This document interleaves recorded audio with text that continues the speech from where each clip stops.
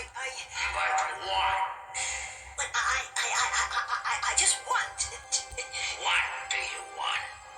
Well, I just, And it's Asa. He talked to me once, and he said that he is my burly friend. oh, can't you kind of, sort of, spare her a little? You mean like I spared you once some time ago? Let's see now. Why ever did I do that? Well, Because you promised to be my spy in the sky. Remember? Right, my friend.